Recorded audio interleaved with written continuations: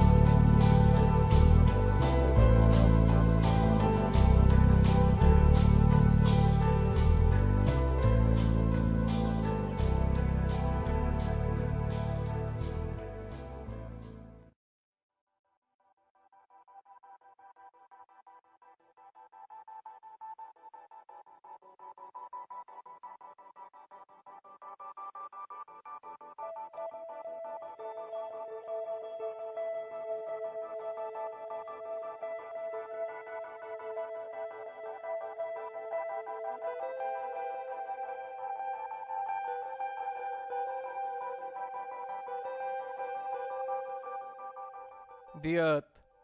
Is it really just a big ball floating in space, spinning on its axis at 1,000 miles per hour, hurtling around the sun at 67,000 miles per hour, whizzing through the Milky Way at a milk-curdling speed of over 500,000 miles per hour, and Europe driving through the heaven at over 500 million miles per hour? And what about the sun? Is it really 93 million miles away and close to 1 million miles in diameter, with a circumference of nearly 3 million miles, and is constantly illuminating half of our entire Earth's surface, with the rotation of the Earth creating a 24-hour days or night phase? Or, shh, the Earth is flat.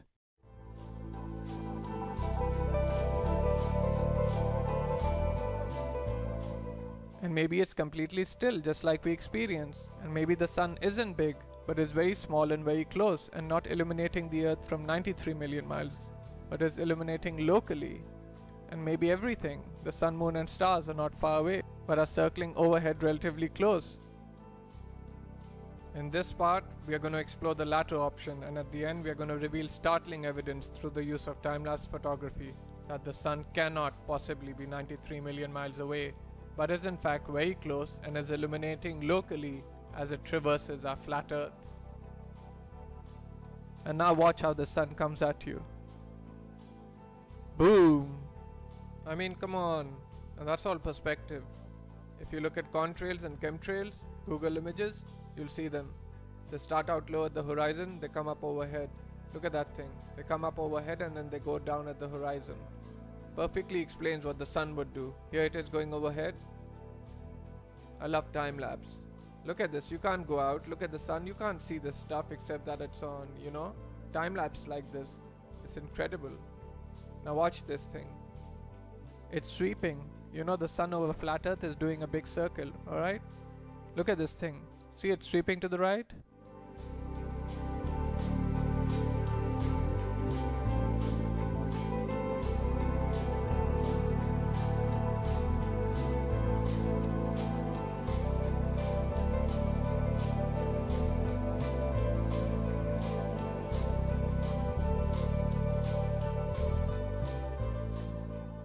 You can see how the clouds are hanging down to the horizon.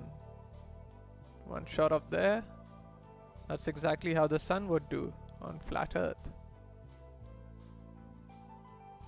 Okay, back to the Copernican principle, and this is what they tell us. The sun is 93 million miles away. Now I'm going to show you evidence through sunsets that shows the sunlight following the sun over the horizon, and it shrinks as it goes over. Now there's no way it would do that if the sun is 93 million miles away.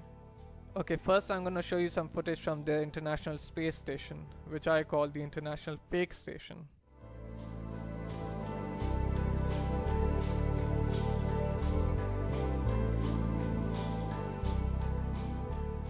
Okay, now watch this animation, watch this sunset.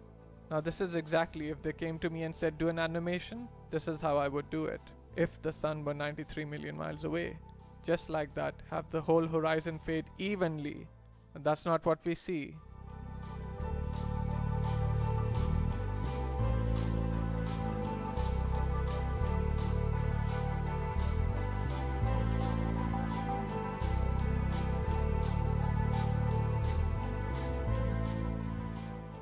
Okay, wow, look at that.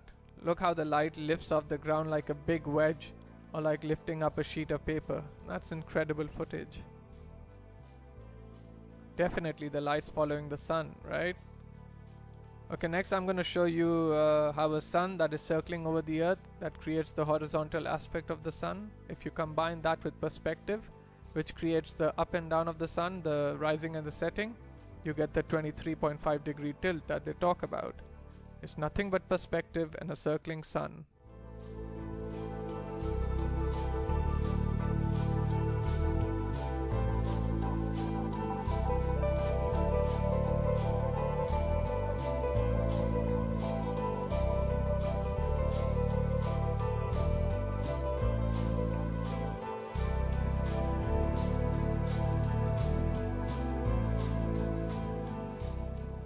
There's another sun sweeping at a big circle.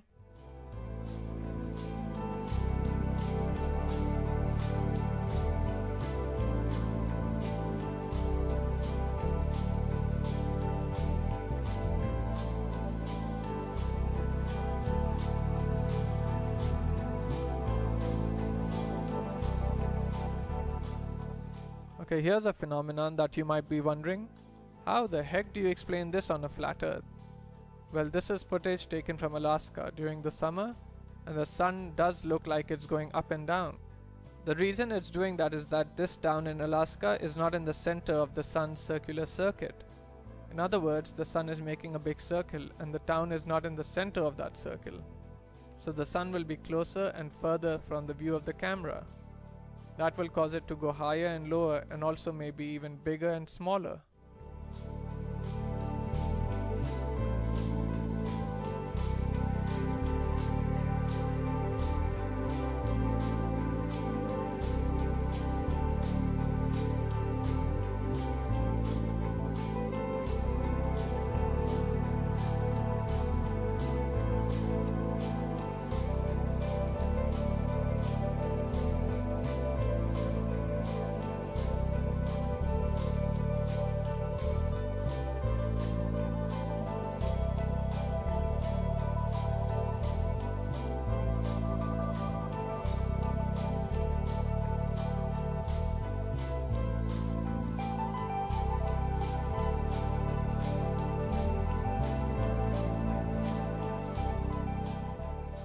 Look at the high altitude airplane. Remember, this is from a high altitude balloon, so that airplane is probably at cruising altitude. Notice how it looks like it's going up from the horizon. That's exactly how the sun will rise, because that plane is staying parallel to the ground. And now watch, it will go down to the other horizon, right? Again, perspective. That's how the sun will set. And forget the big ball. That's just due to a GoPro camera. And then also, look at the size of the sun. Look at that thing. I mean, there's something to it to say that the higher up we are, our viewing sun looks bigger, and it looks like it's not as high in the sky as it does when we're on the ground. Something to that.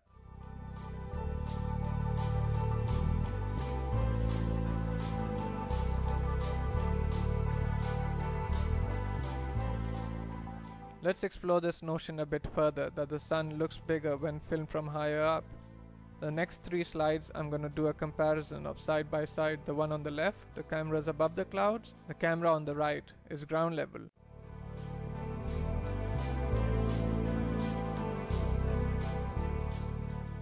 And the point from the side by side comparison from the ground level and the level above the clouds is that above the clouds we are only maybe a mile or so up.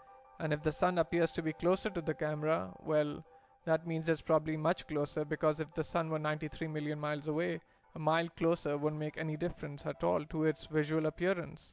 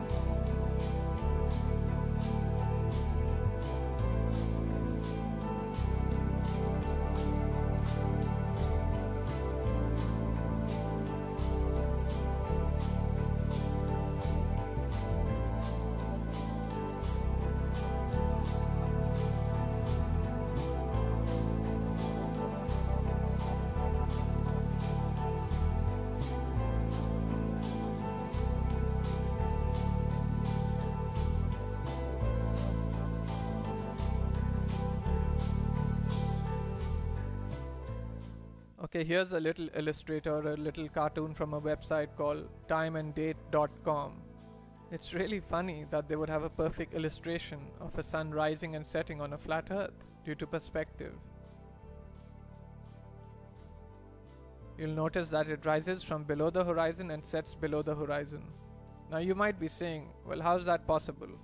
I can see now you're saying that it rises and lowers due to perspective, but how does it disappear below the horizon? Well, I got a theory about that. Because of the fact that all parallel lines and planes converge at your eye level horizon. This is according to perspective, I'm not making this up. If in fact, and they do, they converge at your eye level horizon visually, then it makes sense that after that point, they diverge, meaning they then separate, so the sun would continue on a downward track. As you can see from my illustration here, the lines would go to your horizon and then afterwards they would spread out and separate, kind of like a starburst, and the starburst being at your horizon, at your focal point.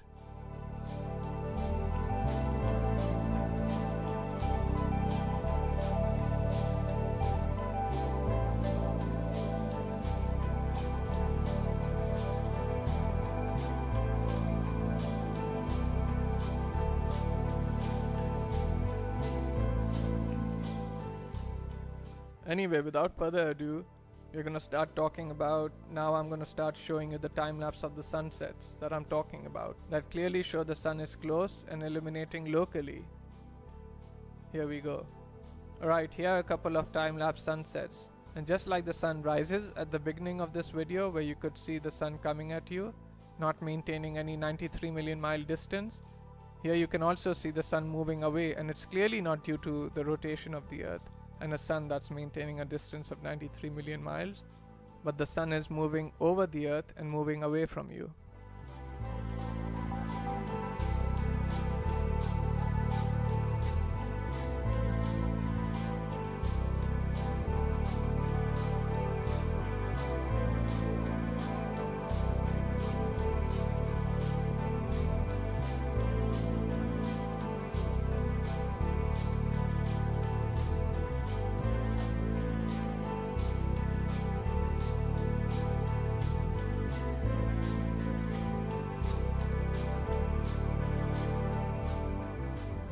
Okay, these next three slides, the sun is almost set already, behind the horizon. But watch as the sunlight shrinks and follows the sun. It's definitely a locally illuminating sun. Not far away, not very big, and definitely not 93 million miles away.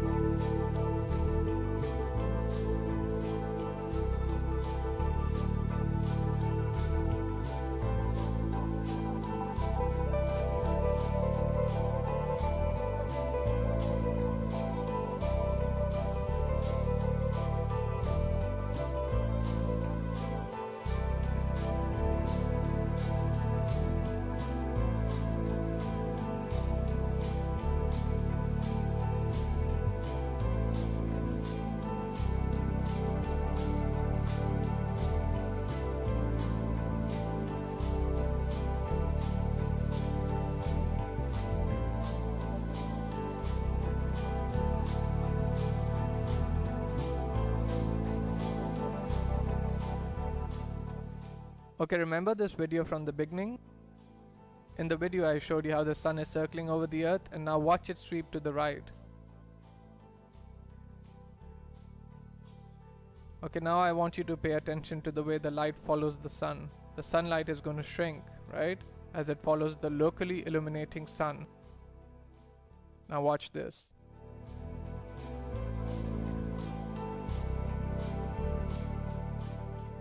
See it shrinking, following the sun?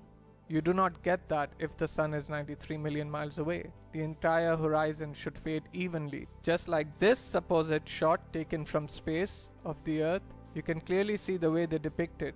They depict the demarcation between day and night or light and dark as a long straight line. and you can see the long straight line moving as one solid piece. That means that the sunsets should all fade, the entire horizon should fade evenly.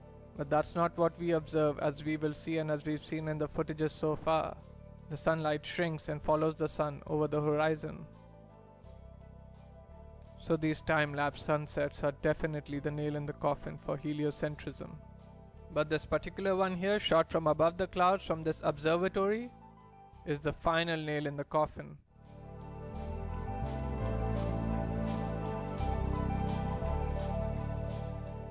Look at how the sun just shrinks and the light shrinks to nothing. That cannot happen, as I have showed you in the clip where the sun illuminates the entire Earth from 93 million miles away.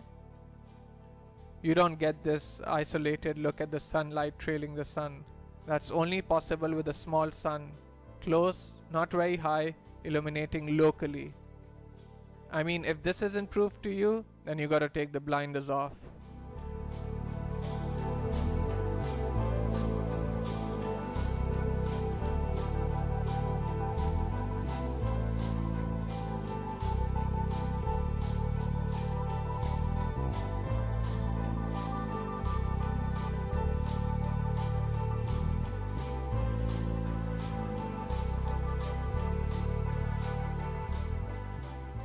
And finally, I'm going to show you some examples of local illumination for a city in the background. This is from Grand Canyon National Park. You can see Las Vegas is one of them. You can see the stars going down, so you know that it's not the sun. That's the glow of Las Vegas. Since you can see that's local illumination, I'm just giving you an example by showing you that. There's Tuba City and a little bit of Flagstaff. Now in this one here, you see two lights. Obviously, we don't have two suns. But these are two cities lit up, and it's just to show you it looks just like the sun going over the horizon.